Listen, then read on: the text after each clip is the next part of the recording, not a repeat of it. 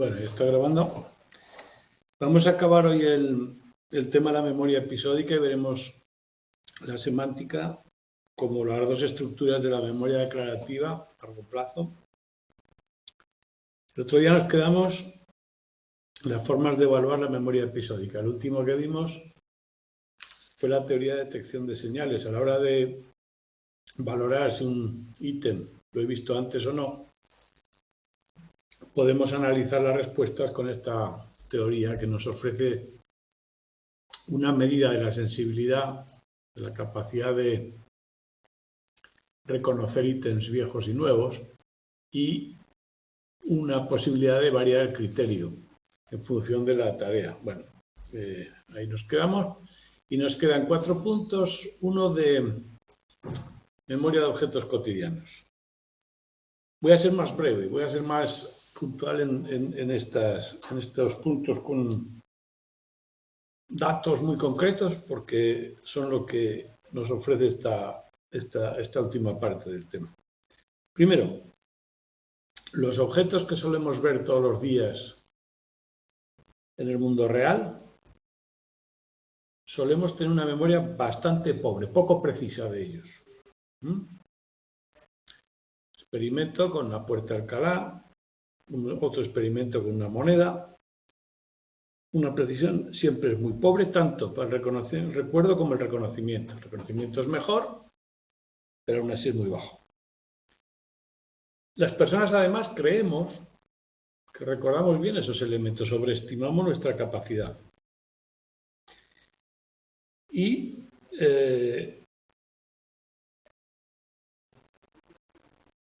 aunque, por ejemplo, la Puerta de Alcalá, aunque la gente está viviendo en Madrid mucho más tiempo, es decir, tiene más familiaridad con el objeto, lo reconoce también bastante mal. ¿Por qué? Dos teorías.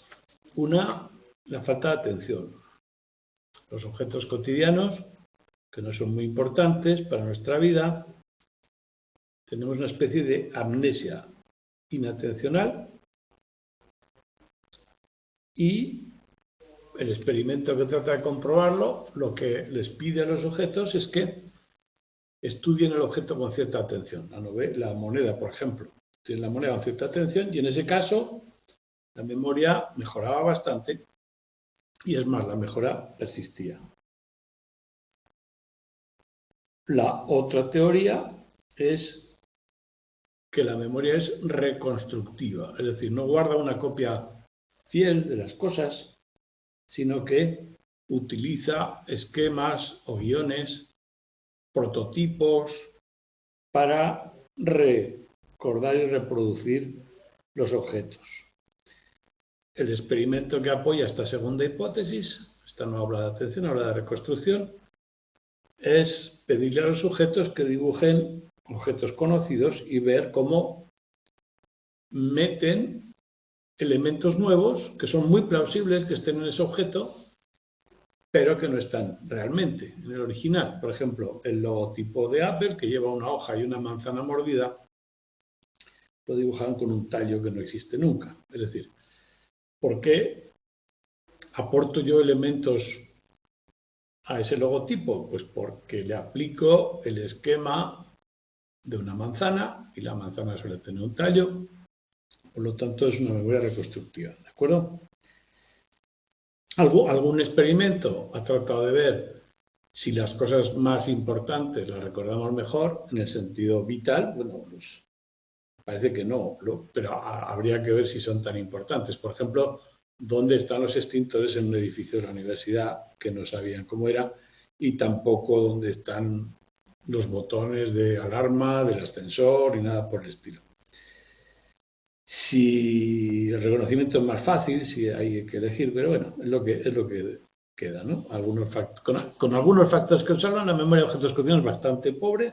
Hay dos teorías, teoría inatencional, teoría reconstructiva, para explicarlo. La memoria autobiográfica. Aquellos recuerdos en los que yo estoy implicado y me implican a mí como persona, no solo como decíamos, la episódica, acontecimientos en el espacio y el tiempo, sino aquellos que me hacen ser quien soy, mis experiencias, se llama memoria autobiográfica. Y la memoria autobiográfica es, al parecer, es una, o creemos que es una memoria solamente humana, una especie de yo, mi yo personal, en el que tenemos por un lado una parte episódica, una narración de mi vida, de quién soy, y a la vez una visión objetiva de mi persona, de mis datos, una parte semántica. El conocimiento sobre mí, una perspectiva comparativa, más objetiva, no vinculada a espacio y tiempo. Bueno, para algunos autores, la autobiográfica podría ser un sinónimo de la episódica o un subconjunto de la episódica. Para otros, la autobiográfica podía tener la episódica también, porque en todo estoy yo. O sea, diferentes puntos de vista, pero el más compartido es este. Los recuerdos de implicación personal que me autodefinen participan de los dos tipos de memoria declarativa.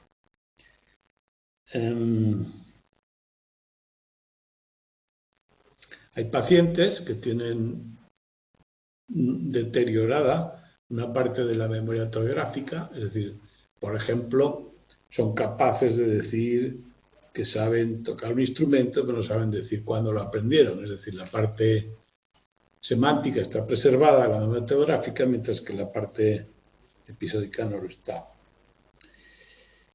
Bien.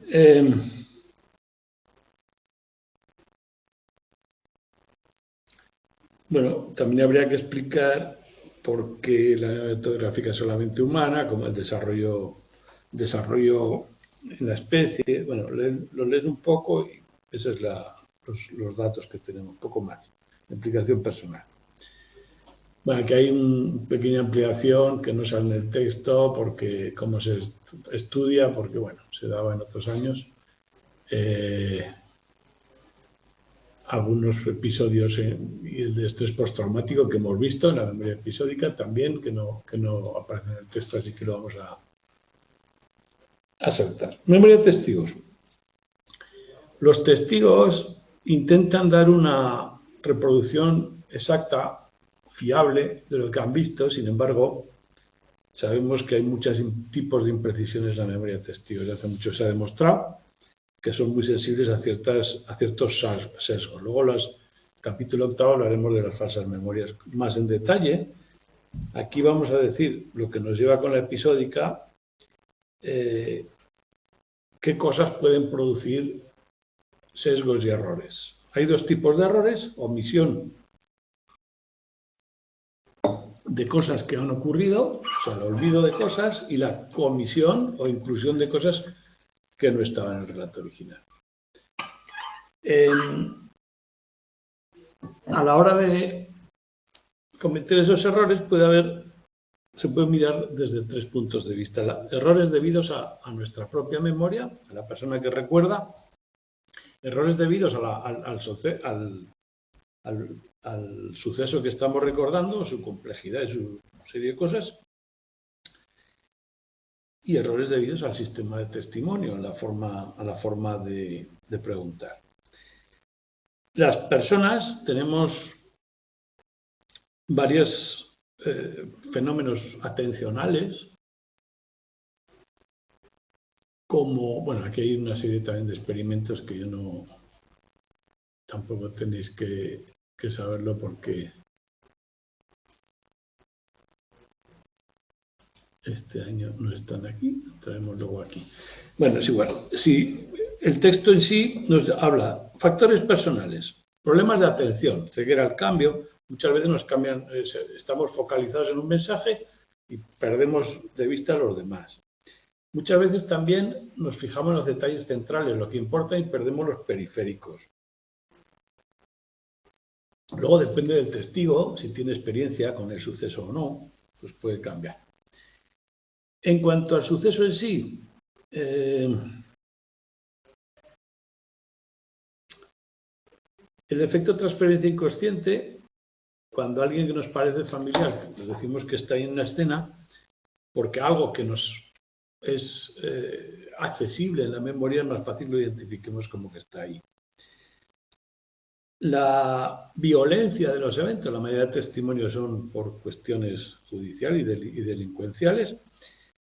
La violencia quita precisión, porque cuando hay mucha violencia nos centramos o cerramos la atención en acontecimientos muy concretos y perdemos detalles. Por ejemplo, cuando hay un arma, hay un efecto de focalización en el arma que hace que no podamos reconocer tanto a la persona porque se produce una especie de visión de túnel. Como cuando ocurre un hecho traumático, ¿recordáis el efecto del estrés postraumático, la memoria fotográfica, que también puede ocurrir, pero también puede ocurrir el olvido, la amnesia psicógena, cuando el factor es muy traumático. Bien, los niños pequeños no recuerdan y pueden generar muchas memorias falsas porque tienen menos elementos para fijar la memoria, lenguaje, menos experiencia y mayor capacidad de imaginar y buscar. Bueno, lo veremos también en las falsas memorias con más detalle. Y en el proceso, cuando tardamos mucho en preguntar, la demora, las veces que se ha reconstruido o se ha interrogado a la persona, la forma en que nos piden las cosas hará que hagamos más o menos inferencias, preguntas engañosas que nos sugieren respuestas. El formato no es lo mismo que nos pidan que hagamos un relato abierto, que nos pongan un cuestionario. En el recuerdo libre normalmente hay menos distorsiones, pero hay menos detalles. En un cuestionario puede haber más detalles, pero más distorsiones. Esos son el tipo de datos que habría que reconocer. Y luego el reconocimiento facial, cuando hay una rueda de testigos, el efecto cuando las personas son muy diferentes, personas que se parecen un poco al sospechoso, se identifican con más facilidad por error. Si hay mucho contraste, por lo tanto habría que poner personas parecidas en raza, género, sobre todo, pero en general parecidas para evitar este efecto. DUD en inglés. Bien, estrategias que pueden ayudar. Reconstruir el contexto, hacer la tarea de recuerdo, como se hace cuando se reproduce un crimen, con todos los elementos alrededor. También utilizar una entrevista cognitiva que tenga en cuenta los errores de omisión y comisión, bueno, entrevista profesional. No recuerdan la hipnosis y en los ruedas de reconocimiento limitar el número de participantes. También es mejor un reconocimiento secuencial en lugar que simultáneo para no tener comparaciones engañosas. Bueno, y eso es lo que importa. Ya veréis ahora, al final del tema, os he puesto también alguna pregunta. Bueno, de este no, del siguiente. Algunas preguntas para que veáis hasta qué nivel nos piden estos datos. Los temas son nuevos, como os digo, no. El libro es nuevo, entonces muchas preguntas no coincidirán, pero sí en el planteamiento general, que es lo importante y que no. Ciclo vital. A lo largo de la vida, los primeros recuerdos aparecen en los 2, 4 años. Antes parece que se pierden, son frágiles, eso se llamaba amnesia infantil. ¿Por qué se produce la amnesia infantil? Bueno, pues porque para poder recordar tiene que haber un yo que recuerde y que se oponga a los hechos, que eso no ocurre hasta los 2 o 3 años. El lenguaje también es una herramienta poderosa para memorizar.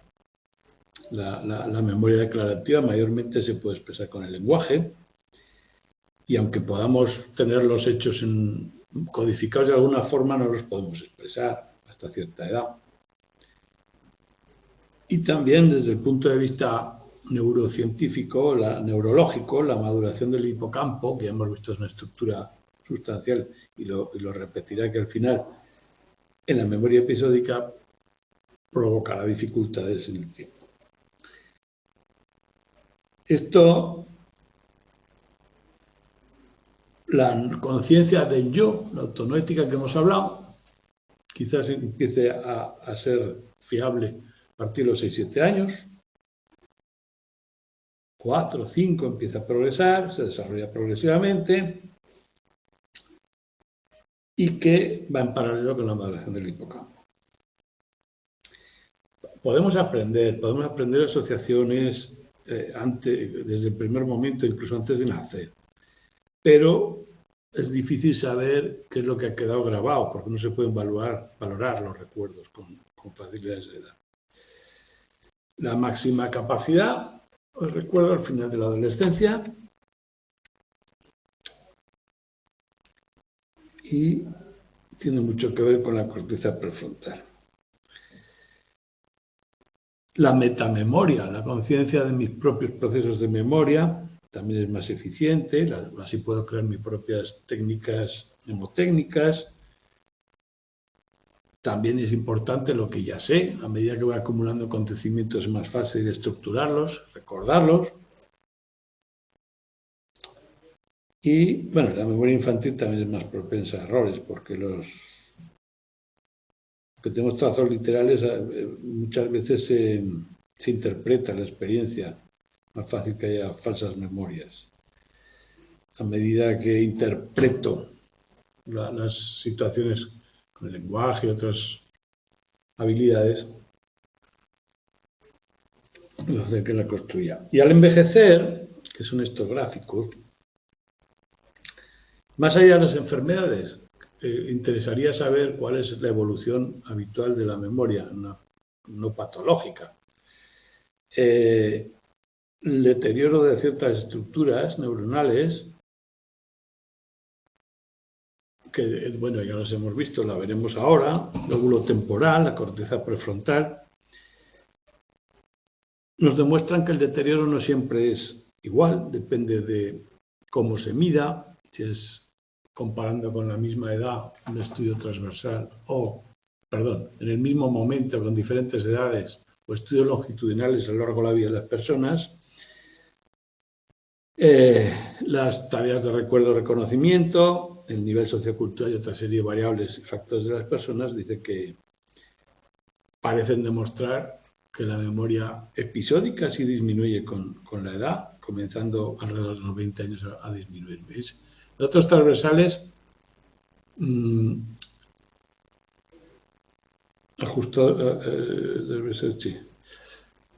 Los datos transversales ajustados a la educación, vemos que a partir de cierta edad empieza a decaer, bueno, sin ajustarlos empieza a decaer a partir de los 20 años. Cuando lo ajustamos un poco, pues puede ver que incluso hasta los 60-65 está creciendo. Bueno, veis que simplemente que hay una curva, tanto en la episódica como en la semántica, que tienen diferentes gradaciones. La semántica se puede preservar con más facilidad a través de los conocimientos, la estructura, la capacidad verbal y los conocimientos acumulados. En cuanto a la episódica, las hipótesis de por qué se deteriora es una hipótesis, se basa en la velocidad de procesamiento, que nos impide llevar con éxito tareas de recuerdo, y otras de dificultad de inhibición, que nos impide desechar datos inútiles. Recordamos que la inhibición es un trabajo importante, una de las tareas importantes del córtex prefrontal a la hora de memorizar. Hay otra hipótesis que depende de las estructuras neurológicas, de las regiones frontales, que van disminuyendo con la edad. Las que no dependen de las funciones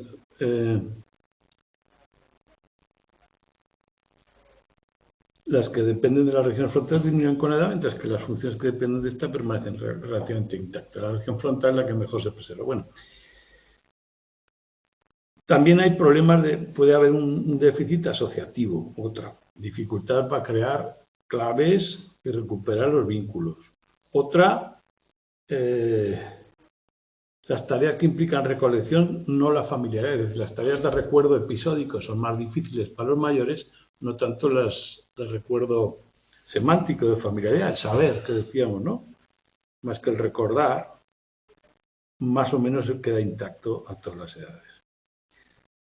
Punto importante, las quejas de problemas de memoria. Las personas con la edad quejamos más de la memoria y algún dato tiene cierta justificación. En cuanto a los recuerdos autobiográficos, es un dato importante, el gráfico de la figura 419. Como la autobiográfica es una memoria en la que estamos implicados, tiene un componente emocional importante. Y a lo largo de la vida, los recuerdos emocionales, los elementos positivos en las personas mayores se recuerdan más que los negativos. Algún experimento que veis ahí, los resultados, con 3 grupos de edad, no sé si lo puse aquí, creo que sí, con 3 grupos de edad vemos que personas mayores el recuerdo positivo supera con mucho el negativo y el neutro, en los adultos un poquito y en los jóvenes es muy parecido. Muy bien, ese dato yo creo que es importante. Y último punto, yo no entro mucho en la explicación, no hay mucho que explicar. Tiene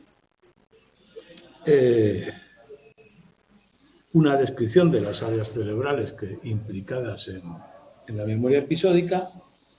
Habla de pacientes que han tenido una lesión muy específica, por ejemplo HM, que tenía problemas episódicos, sin embargo, su capacidad, la memoria a corto plazo, la memoria implícita permanece intacta. Casos curiosos que nos hablan de la disociación funcional y estructural. El problema del hipocampo y las regiones adyacentes, eso es importante. Según los estudios de neuroimagen, hay regiones sensoriales que recogen los datos de los sentidos, las áreas sensoriales del cerebro están aquí, y regiones de control que integran, que estarían en el córtex temporal medio, córtex prefrontal, dorsolateral. Las estructuras las pintáis, las recordáis. Poco a poco nos vamos haciendo una idea de dónde está. La memoria declarativa es toda una estructura desde el prefrontal, integramos en las sensoriales, bajamos al temporal, medio y anterior, y un poco el occipital, se distribuye por ahí toda la memoria declarativa. Hay algún punto que creo importante, pues que, bueno, ese cuadro comparativo que habla de las diferentes estructuras y que todas más o menos funcionan de forma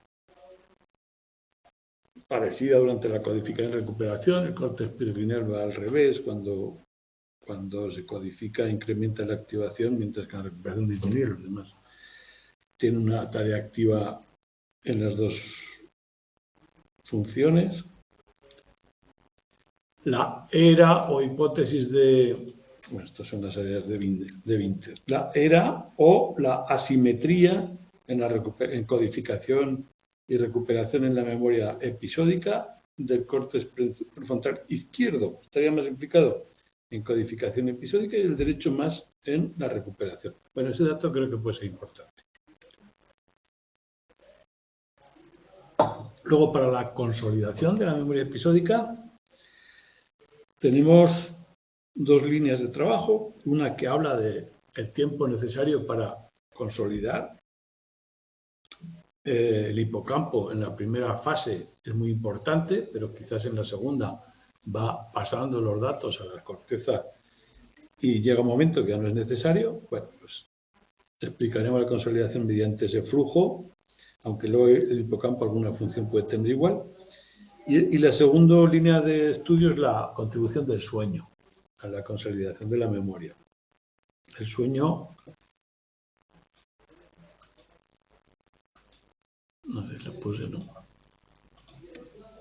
El sueño es crucial, como hemos visto, nos describe un poco los procesos. No creo que entre mucho en el detalle. El olvido, algún metaanálisis que tenemos ahí, en donde, bueno, hay una red que se llama red por defecto, que es cuando no hacemos nada, hay una serie de áreas del cerebro que están activas. Bueno, pues habría que ver qué papel tiene en la recuperación, en dejarnos llevar y navegar por la información sin prestar atención. Para codificar probablemente necesitamos la atención y para olvidar también. El olvido es un proceso activo que depende de la corteza prefrontal dorsolateral. Correlaciona. También la atención. Las áreas que están implicadas en la atención también están implicadas en la recuperación y la codificación. Siempre quedamos pintadas, parietal. Las emociones, lo mismo. La amígdala, fundamental en las emociones, también está implicada, conectada con el hipocampo para recuerdos episódicos. Y, bueno, alguna hormona también.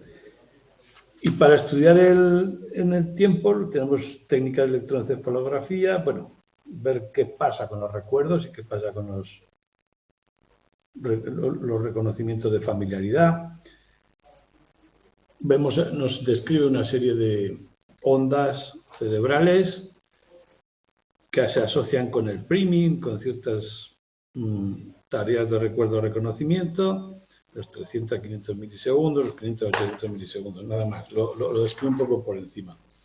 Y también la técnica de electroencefalograma, las ondas, ondas de diferente frecuencia, de 4 a 8, que tienen que ver con la memoria a largo plazo y la inhibición cortical, memoria de 8 a 12 hercios. Veis que hay mucho dato, pero lo que nos interesa es cuáles de esos datos son clave o no. En el siguiente tema, la memoria semántica, hay bastantes teorías, también con mucho dato. Entonces yo ahí sí que os he añadido al final una serie de preguntas para que veáis un poco, aunque no son las de este año, ya digo que cambia el manual, para que veáis un poco hasta qué punto tenemos que hilar fino en estas teorías. Y bueno, lo vamos a ver si podemos hoy, si no el próximo día. La memoria semántica. La otra parte de la memoria declarativa, de la memoria a largo plazo, tenemos las dos estructuras que ya hemos visto, la implícita y la declarativa. Y la otra parte, en la estructura del tema, ves que vamos a ver muchas teorías muy detalladas, pero no es tan importante. Vamos a ver a varios autores, autoras, que son importantes, y algunos conceptos que he puesto aquí por si queréis hacer algún ejercicio de memoria, de reconocimiento. La estructura, de manera a largo plazo. Tenemos la parte procedimental, implícita, destrezas, condicionamiento, que veremos en otro capítulo, y las dos, que seguiremos comparando, igual que hemos visto desde aquí muchas comparaciones con la semántica, pues ahora vamos a ver. ¿Qué tienen en común? Ya lo hemos dicho.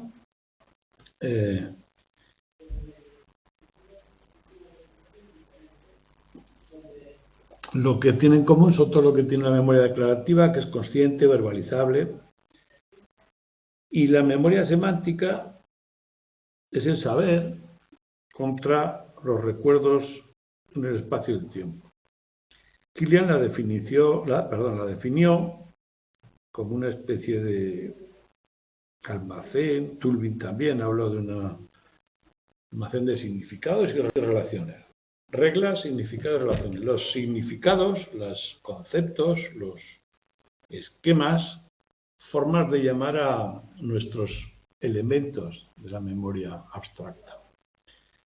Esos elementos, por supuesto, no son abstractos desde el primer momento, sino que los vamos construyendo a través de la experiencia. Que es para mí una mesa, es una abstracción de todas las mesas que he visto, que es para mí un perro, y también los conceptos que no tienen un referente físico, ¿no? Ese sistema de conocimiento conceptual tiene relaciones entre los diversos conceptos y reglas, como el saber científico, solo que la memoria semántica tiene sus propias leyes. Hablaremos de conceptos, categorías, esquemas. y relaciones. Ya os acordáis de los experimentos de Bartlett, que cuando reconstruimos una historia extraña, tendemos a rellenarla con nuestros conocimientos. Es decir, la memoria semántica tampoco es una reproducción de la realidad, sino una interpretación, una abstracción. La primera parte también, o sea, tenemos, sobre todo el lenguaje, muy importante, todos los conocimientos que tengo, pero también el lenguaje, los conceptos no son exactamente palabras, pero tienen una correspondencia bastante estrecha. El simbolismo, la forma en que se codifican los elementos de la memoria, suelen ser, los conceptos tienen mucho que ver con palabras, pero puede haber otros medios, imágenes.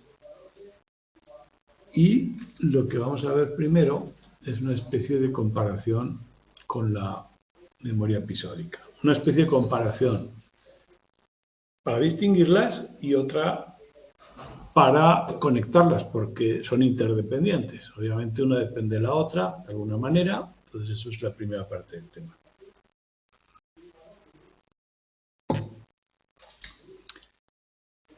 Mi saber, que aprendo de mi cultura, la capacidad de comunicarlo, de saberlo, abarca todo el yo, todo el conocimiento, prácticamente se considera ilimitada la capacidad.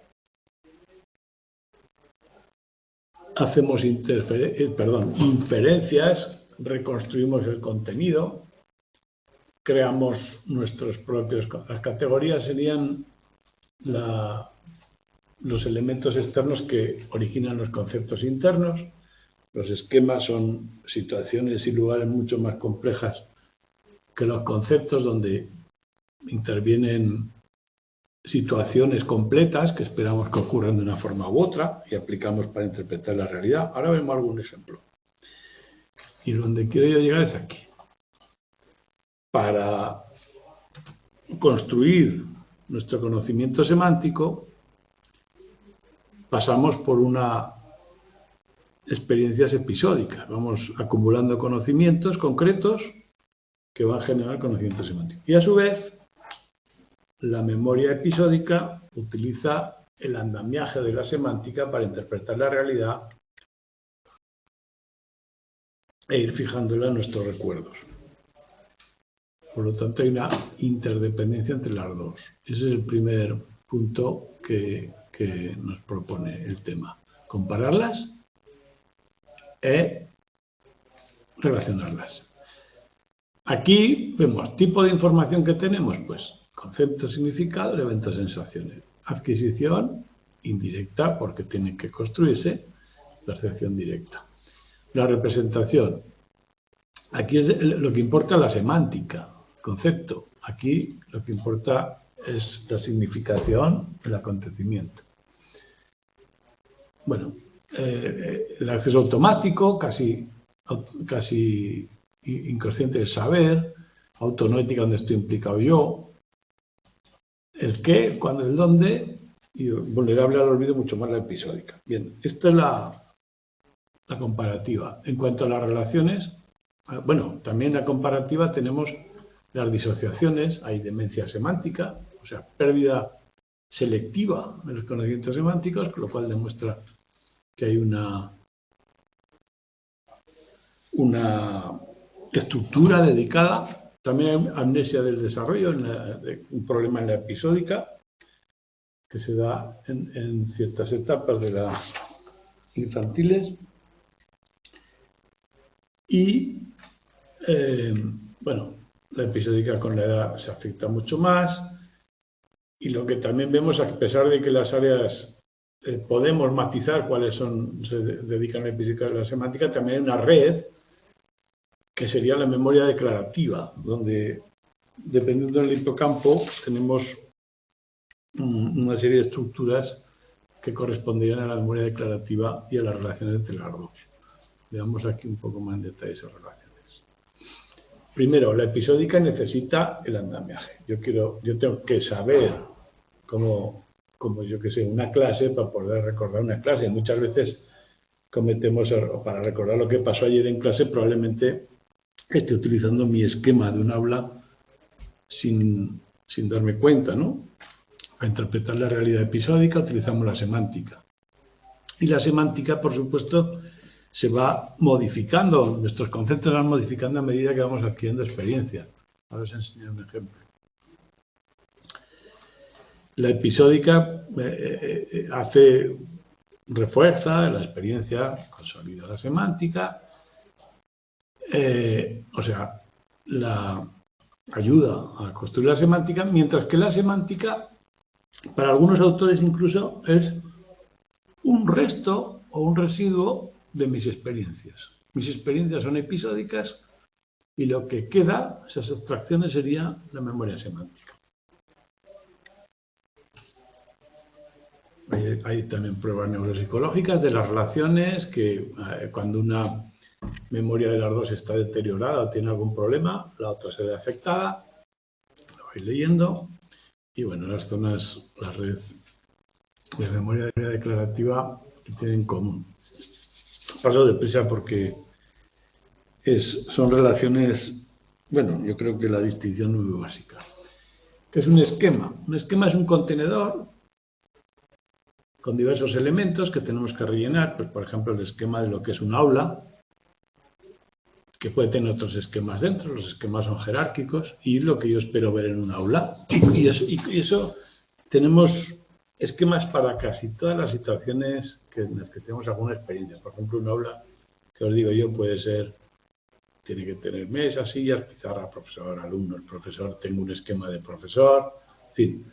Y cuando veo diversos ejemplos que se han construido, mi esquema se ha construido a través de diversos ejemplos, habituales o normales, u otros más extraños, que van modificando el esquema que yo tengo. Entonces, en experiencias episódicas, ¿suele haber máquinas de gimnasia y perros en un aula? Pues no. Por eso esos elementos destacan en mi esquema o rompen mi esquema o lo hacen modificar, o a la hora de recordar tiendo a olvidarlos porque no encajan, o al revés, los recuerdo porque son salientes. También las aulas actuales pueden cambiar poco a poco mi esquema. Esto parece un aula o no, porque es demasiado. Y esto quizás yo diría que no es un aula, es una biblioteca, porque falta algo, ¿no? Entonces, cuando ponéis a ver qué cosas hay en el esquema, pues el perro no estaría probablemente, otro sí. Bueno, esto es la forma en que construimos la realidad. También con imágenes. Interpretar un texto, podéis leer. Sin una imagen puede ser muy difícil. Una imagen que a lo mejor habéis visto alguna vez, ¿no?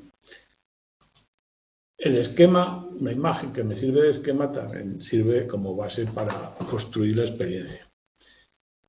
Bien, vamos a ver las teorías de la estructura de la memoria semántica. La estructura de la memoria semántica la vamos a ver bajo dos puntos de vista. Teorías cognitivas, o sea, psicológicas, qué datos tenemos, cómo se organizan, cómo se codifican, y luego una serie de teorías que se basan más en datos neurológicos. Las teorías cognitivas se dividen en, bueno, teorías que apuntan a redes de conocimiento, como hemos visto. Utilizaremos todo el tiempo los conceptos, que son los nodos de la red, parecidos o con un contenido semántico y con cierta relación con el lenguaje, representaciones mentales de la realidad abstraídas, y las relaciones entre ellos. A medida que vamos teniendo experiencia con la realidad, hacemos un proceso de categorización.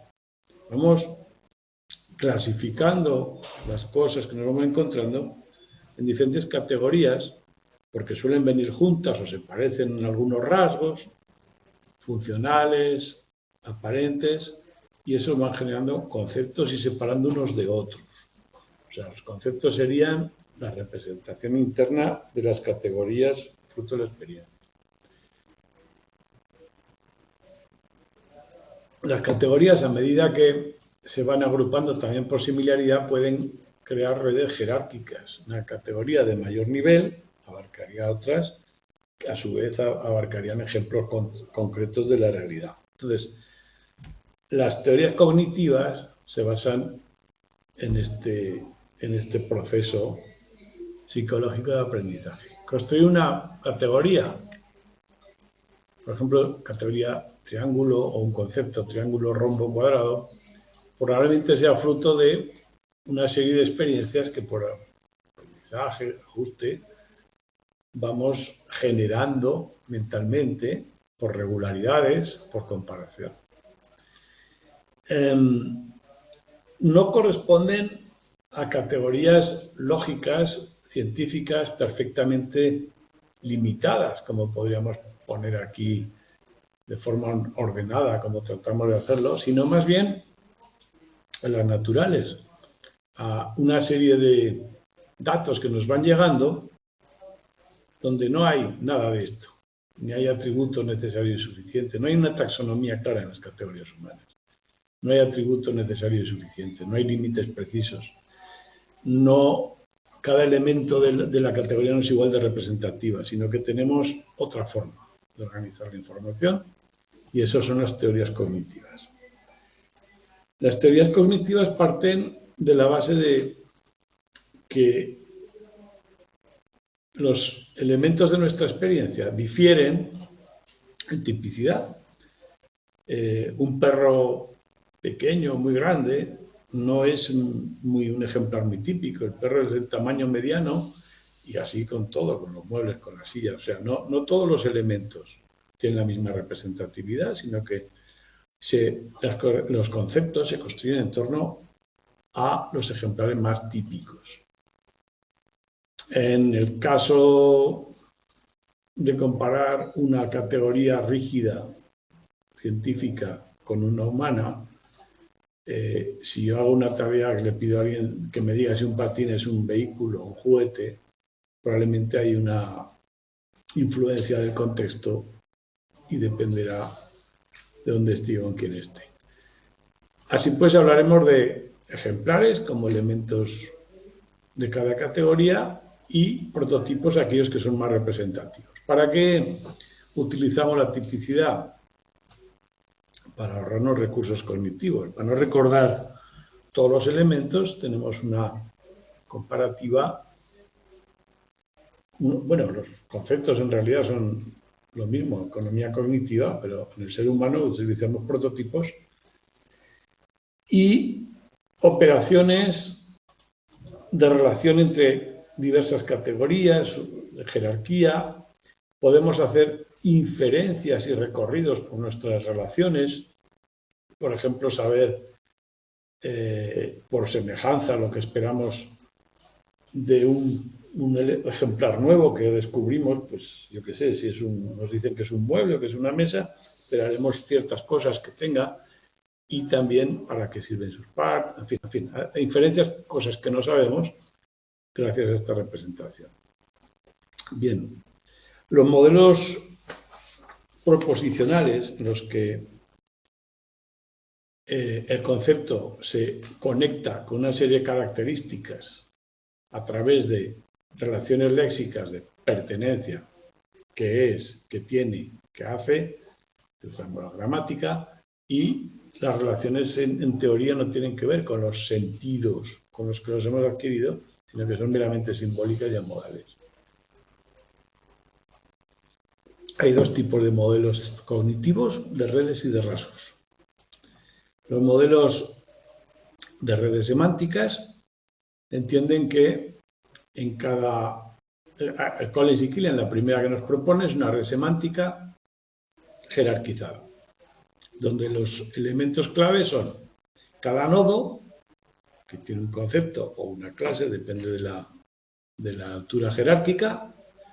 En cada nodo tiene asociadas una serie de propiedades y las propiedades de la estructura jerárquica superior también se aplican a las inferiores. Entonces, proponen que cada vez que tenemos una decisión, Estamos una tarea de memoria, dependerá de la distancia de donde está el dato con el concepto que nos nombran. Por ejemplo, tal cosa tiene tal propiedad, si la propiedad está asociada directamente o hay que ascender en la red jerárquica, costará más o menos. Experimentos de tiempo-reacción. En general, esta estructura se puede ajustar bien a los tiempos de reacción que se obtienen en los experimentos.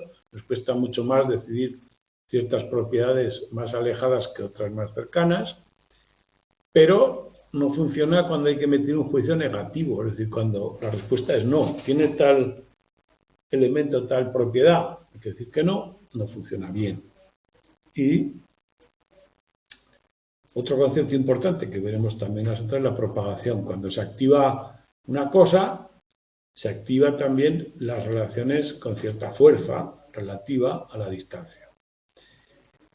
Bien, hay problemas con la teoría, que es que a la hora de definir qué redes están funcionando y cómo son, dependerá de muchas experiencias, muy difícil de describir. Y otra, que los niveles y las jerarquías sean equivalentes y que los elementos dentro de un nivel sean equivalentes. Eso no funciona bien y tenemos el concepto de distancia semántica y la red se reconstruye por Collis y Loftus con una red que no es jerárquica, sino más bien semántica, en el sentido que las cosas que aparecen juntas tienen una familiaridad, un significado cercano, están conectadas y más cerca unas de otras.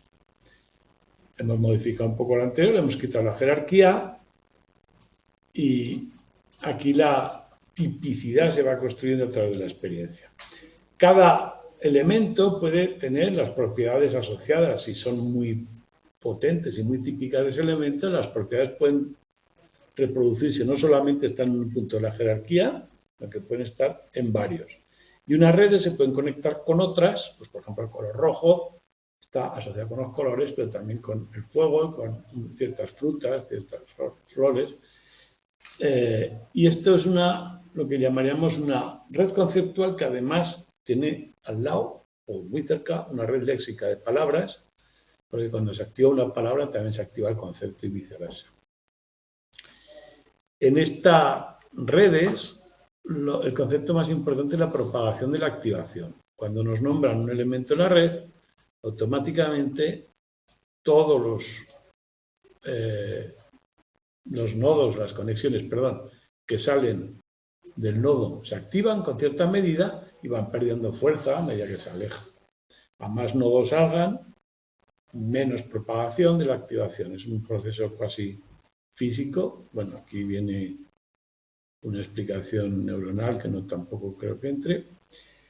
Y esa sería la otra teoría de redes. Ahora vamos a ver una de rasgos. La teoría de rasgos dice que los conceptos, más allá de las relaciones entre ellos, que también están, por supuesto, se definen más bien por una lista de rasgos, ¿no? Cada concepto viene con una lista de cualidades y rasgos que tiene. Algunos de esos rasgos son mucho más centrales que otros, o sea, habría rasgos de diferentes niveles y tal. Y luego, cuando yo comparo un concepto con otro, hay dos formas de hacerlo.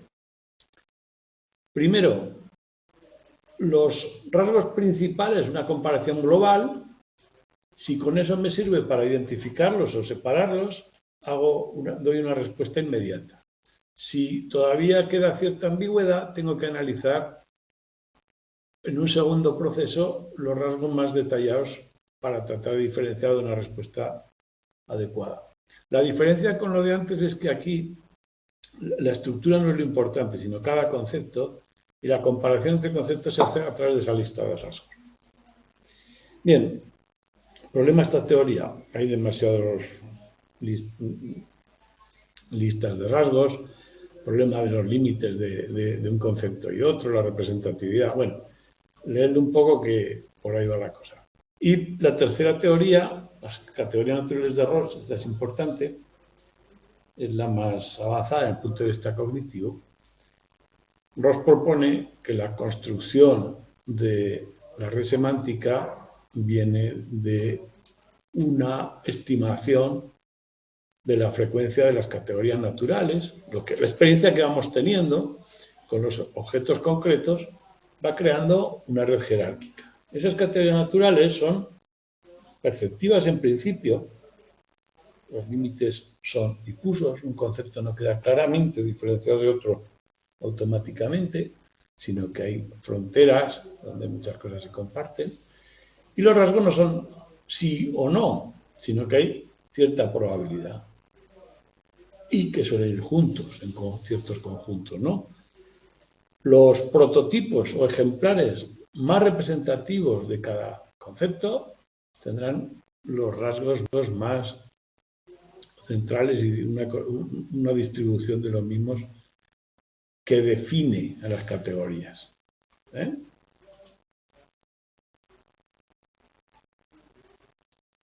Esta red estaría en 3 niveles. Los elementos básicos son los que se corresponden casi con la realidad, el primer concepto que se elabora con lo que voy viendo. Luego hay una categoría superior de máximo nivel de abstracción y una intermedia que conecta las dos. En las básicas es donde se producen los fenómenos de prototipicidad y tipicidad que definen estas distancias, estas fronteras, bueno. La diferencia de esta red con las redes científicas perfectamente sistematizadas y limitadas, puesto que dependen de la realidad y van cambiando con el tiempo, el aprendizaje ajuste. Bueno, pues son unas teorías cognitivas. Ya veremos ahora las preguntas luego. Las nuevas, las teorías neuronales, la perspectiva neurocognitiva, nos propone 6 teorías, 4 de tipo rasgos y 2 de dominios. Veréis que se basa mucho en pequeños detalles a la hora de escribirlas en poco espacio. Por eso yo he intentado resumirlas todas juntas para tener una estructura comparativa y sacar lo esencial de cada una. Las que se basan en rasgos, tener en cuenta que son teorías neurológicas, que se basan en rasgos, tratan de ver cómo se codifica la información en la estructura neuronal. Y para eso tenemos que partir de la evolución de nuestro cerebro a lo largo de nuestra evolución como especie. Las divisiones importantes en nuestra evolución probablemente tengan que ver pues, con taxonomías o categorías específicas. Por ejemplo, seres vivos o seres inanimados. Nosotros es importante distinguir unos y otros, ¿no? Entonces, tratan de encontrar apoyos en datos neuronales de esas estructuras taxonómicas.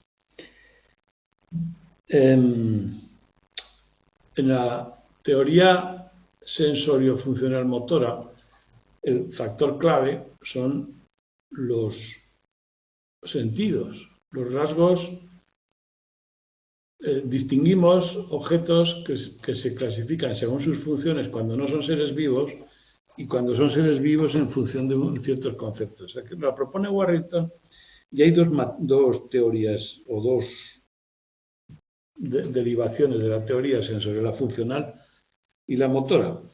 La funcional dependería de las entradas de los sentidos, se van construyendo redes y taxonomías que diferencian entre artefactos y seres vivos.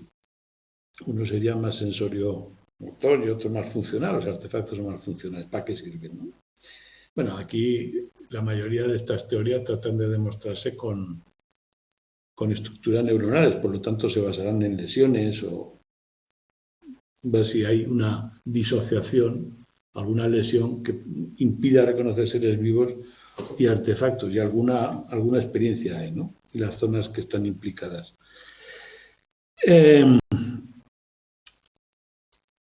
La estructura, la teoría sensorio-motora Es parecida, pero en vez de basarse en los datos de los sentidos, se basa más en los movimientos y las acciones asociados a cada objeto.